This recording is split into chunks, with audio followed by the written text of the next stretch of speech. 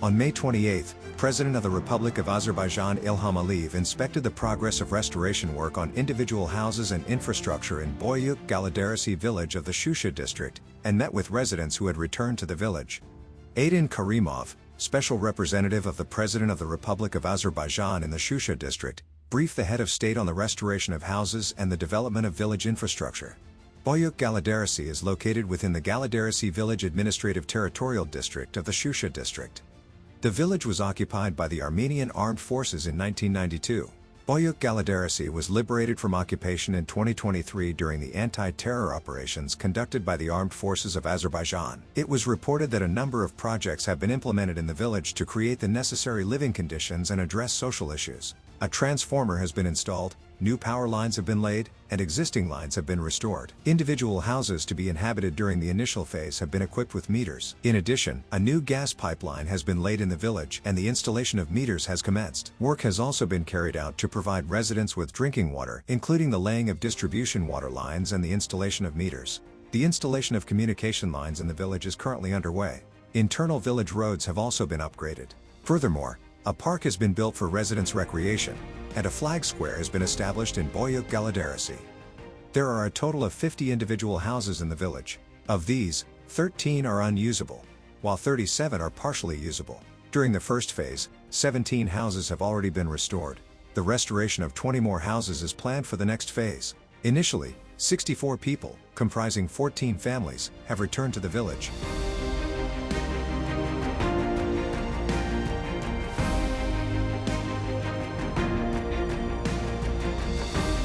The head of state visited the home of village resident, Akif Garamanov.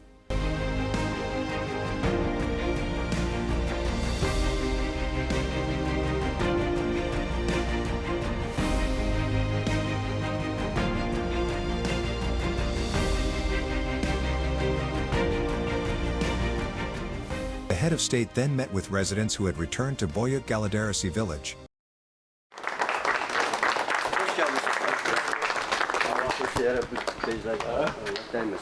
Sizin sayenizde güzel bir manzaraydı.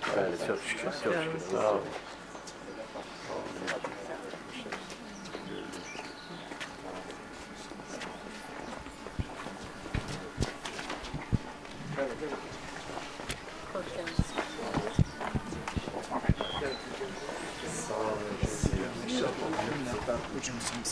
Sağ ol. Sağ ol. Teşekkür ederim. Vallahi bir şey yumruğunuzu var eylesin. Teşekkür ederim. Sağ ol. Çok sağ olun. Sağ olun. Sağ olun. Yani ilk növbədə sizi bayramlar münasibətilə təbrik edirəm. Yol açın. Yol açın. Gəl yanıma. Həm müstəqillik, həm Qurban Bayramını doğma Qarabağ torpağında siz qeyd edirsiniz. Böyük xoşbəxtlikdir. Bu münasibətlə sizi ürəkdən təbrik edirəm. Sağ olun, var olun. Uzun fasilədən sonra doğma vətənə qayıtmaq böyük xoşbəxtlikdir. Şərəfdir bizim üçün, şərəf. Bəli. Və burada sizin üçün gözəl şərait yaradılıb. Burada evlər demək olar ki, əksəriyyəti dağılmışdı. Onların 17'si hazırdır. 20'si də ikinci mərhələdə hazır olacaq. Və ondan sonra da evlər tikiləcək. Burada qonşuluqda da iş gedir. Kiçik Qaladərəsi, Turşsu, Sarıbaba, Laçın da yaxındır, Şuşa da yaxındır. İndi yeni yol da çəkilir və gediş-gəliş də daha rahat olacaq. Yəqin ki, görmüsünüz, Şuşa-Laçın yolunu biz genişləndiririk. Həm də ki, tunellər inşa edilir. Ki, hər şey edilir ki, insanlar burada rahat yaşasınlar və əsas odur ki, doğma vətən torpağında. Müstəqillik böyük nemətdir, böyük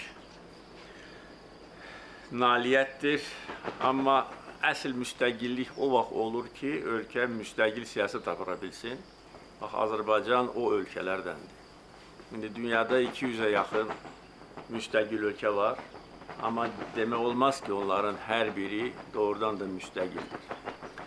Biz sözün əsl mənasında müstəqil dövlətik, çünki öz talihimizi özümüz həll edirik.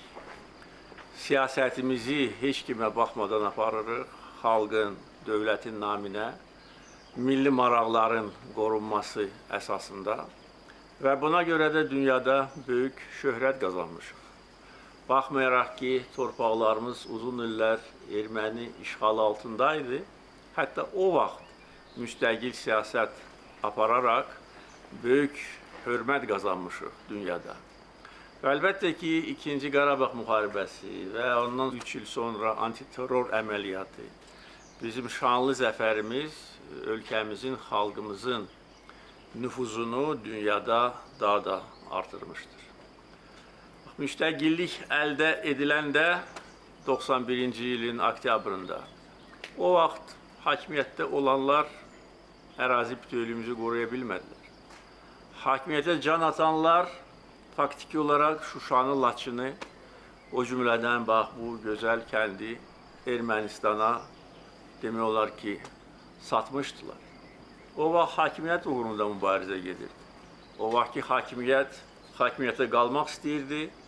Hakimiyyətə can atan Ağacı Müsavat istənilən yollarla hakimiyyətə gəlmək istəyirdi.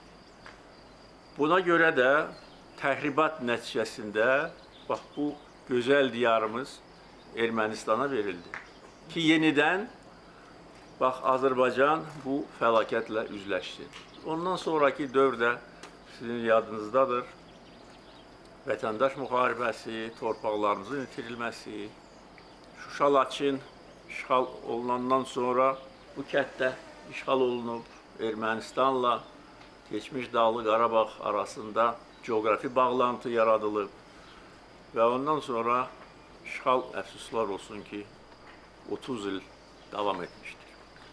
Biz güc yığırdıq, güc topluyorduk, həm iqtisadi, həm hərbi, həm beynəlxalq müstəvidə və hazır olan zaman gəldik və elə gəldik ki, bütün dünyaya səs saldı bizim şanlı zəfərimiz. Həm 20-ci il, həm də 23-cü il şanlı zəfərimizdir və biz əbədi bu zəfərlə fəxr edəcəyik. Və bugün Azərbaycan ərazisində hər qarış torpaq bizim nəzarətimizdədir. Azərbaycanın suverenliyi, ərazi bütövlüyü tam bərpa edilmişdir və əldə edilmiş sülh bizim şərtlərimiz əsasında olmuşdur. Bu bir daha göstərir ki, xalqımız böyük xalqdır. Əzab, əziyyətə baxmayaraq əyilmədi, iradəsini yerində saxladı və bir ümidlə yaşayırdı ki, gün gələcək və bu torpaqlara biz qayıdacağıq. Və son illər ərzində, 2003-cü ildən bu yana keçmiş köçkünlərlə çoxsaylı görüşlərimdə, həm işğal dövründə, həm zəfərdən sonra bir daha əmin oluram ki, nə qədər bizim xalqımız əzəmətlidir, vüqarlıdır və yenilməzdir. 30 il siz doğma diyarınızdan məhrum edilmişdiniz, amma ümidinizi itirmədiniz, iradənizi qırmadınız və inanırdınız ki, bu gün gələcək. Və gəldi. Dəmir yumruq hesabına, xalqımızın birliyi hesabına, ordumuzun qüdrəti, şəhidlərimizin qanı canı bahasına bugün buradayıq və bundan sonra bizi heç kim buradan tərpədə bilməz. Əksinə, hər gün gücümüz artır, imkanlarımız artır, bölgədə söz sahibiyik və indi də artıq 5 ildir ki, bu ermənilər tərəfindən viran qoyulmuş torpaqları, şərkətləri bərpa edilir. Özdə necə? Dünyada bunun tayı bərabəri yoxdur. Cəmi 5 il ərzində bu qədər iş görmək ancaq güclü dövlət edə bilər və xalq iqtidar birliyi bax bu güclü dövlətin əsasını təşkil edir. Bizə isə bundan sonra ancaq can sağlığı, bu gözəl havanı udun, gözəl suyu için, gözəl mənzərələrə tamaşa edin ki, könül açılsın, adamın zövqü oxşasın. Orada baxırlar bizə, peşman olurlar ki, bir baxırdıq, bəli, indi deyirlər ki, günah özlərindədir. Yaşayırdılar, hər şeydir, Güzel. Ben Öyle demişsin. Laçınlarla görüşende Laçın şehrine biz ilk geçmiş günleri qaytaranda hele oturmuştum, hele düz, hele bu manzara gözümün qabağında dedim ki bilin ha biz sizi görürük. Özünüzü yaxşı aparın. Allah size de versin. Hoş geldiniz. Tebrik ederim. Yani şekil çektirek birlikte. Ha, burada bu güzel manzarada.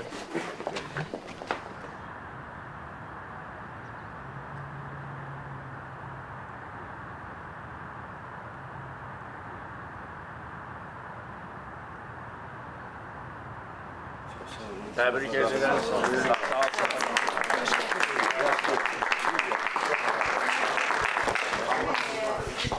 Qurban Bayramı münasibətlə, müstəqilliyimiz münasibətlə təbrik edirəm. Çox sağ olun. Bu gözəl torpaqda, o gözəl vaxtınızı sərf edib, bu vətəndaşlarla bu gün görüşdüyünüz üçün sizə çox sağ ol deyirəm. Bu Qala Dərəsi sakinləri adından sizə çox sağ ol deyirəm. Bizim salamlarımızı hörmətlə Mehriban xanıma çatdırmağınızı istəyirəm. Çox sağ olun. Çox sağ olun ki, bu gözəl vətəndə, bu torpaqda bizlə görüşdünüz. Allah şəhidlərimizə rəhmət eləsin. Sizə can sağlığı, uzun ömür arzulayıram. Çox sağ olun. Şanlı zəfərimizdən sonra bu gözəl bayramı, 28 may Müstəqillik Günü bayramını azad edilmiş torpaqlarda qeyd edirəm. Və bu artıq bir ənənəyə çevrilib. Hesab edirəm ki, ən düzgün seçimdir. Bu müstəqillik günü hər birimiz üçün çox əzizdir. Amma o da faktdır ki, o vaxt 1918-ci ildə əldə edilmiş müstəqillik cəmi 2 il çəkdi. Onu o vaxt saxlaya bilmədik, əlimizdən alınmışdır. Və ondan sonra 70 il, yəni müstəqil dövlət kimi yaşamadıq. 91-ci ildə müstəqillik bərpa edildi, amma yenə də təhlükə altındadır. Dediyim kimi, erməni işğalı, daxildəki hərcməkçilik, qarşı durma, vətəndaş müharibəsi, hakimiyyət uğrunda mübarizə faktiki olaraq ölkəmizi məhvə aparır. Və əgər o vaxt Öndər Heydər Əliyev hakimiyyətə gəlməsəydi, xalqımızın, dövlətimizin taleyi necə olacaqdı, onu demək çətindir. Hər halda Azərbaycan böyük fəlakətlə üz-üzə idi o vaxt. Və o vaxt müharibə dayandırıldı, inkişafa qədəm qoyuldu, güc toplanıldı və mənim dövrümdə hər gün bax, o azadlıq gününü biz arzuluyurduq və hər gün onu yaxınlaşdırırdıq. Siz də yaxşı bilirsiniz, bu ərazilərdə yaşamış insanlar nə qədər çətin relyefdir. Həm buralar, həm Laçın, həm Kəlbəcər, həm Füzuli Cəbrayıl orada 7 müdafiə xətti, minalar. Yəni bizim qəhrəman övladlarımız sinələrini qabağa verərək, özlərini qurban verərək o xəttləri yardılar və cəmi 44 gün ərzində biz Ermənistanı kapitulyasiya aktına imza atmağa məcbur etdik. Nə ondan qabaq, nə də ondan sonra bu dərəcədə mütləq qələbə olmamışdır. İndi hər şey göz qabağındadır. Müharibələr yan yörəmizi əhatə eləyib. İstər şimalda, istər cənubda, istər başqa yerlərdə. Bu müharibələrin sonu olacaqmı? Heç kim bilmir. Nə ilə nəticələnəcək, heç kim bilmir. Bu müharibələrin qalibi kimdir? Onu da demək çətindir. Hərə deyir ki, mən qalibəm. Allah dövlətimizi qorusun, sizi qorusun. Amma bizim qələbə elə mütləq qələbə idi ki, burada artıq şək-şübhə qalmadı. Bayrağımız da Şuşada qaldırıldı, ondan sonra Xankəndidə qaldırıldı və düşmən torpaqlarımızdan qovuldu, Ermənistan ordusu tamamilə darmadağın edilmişdir.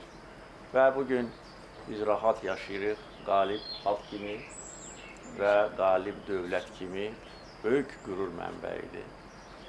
və qısa müddət ərzində belə bərpa quruculuq işləri aparmaq, bu da xalq üçündür. Yəni ki, insanlar tez qayıtsınlar, rahat yaşasınlar və burada, necə deyərlər, özlərini çox rahat, təhlükəsiz hiss etsinlər, qrup yaratsınlar, uşaqları böyütsünlər, ağbirçəklərə qulluq etsinlər və həyatdan zövq alsınlar. Siz buna layiqsiniz. Siz 30 il əzab, əziyyət içində yaşamısınız. Bundan sonra ancaq xoşbəxt həyat olmalıdır. Çox sağ olun. Təbrik edirəm. Sağ